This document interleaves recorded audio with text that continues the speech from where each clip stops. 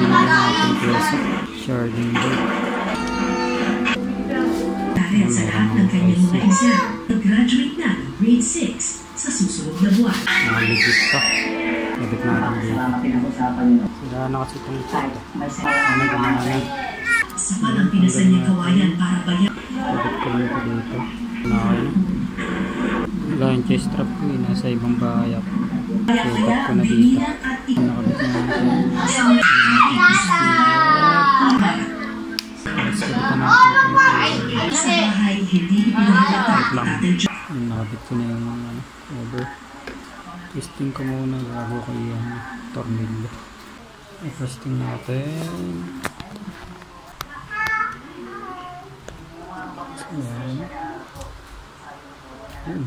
Gumana. Nice na to. Ano ka na lang.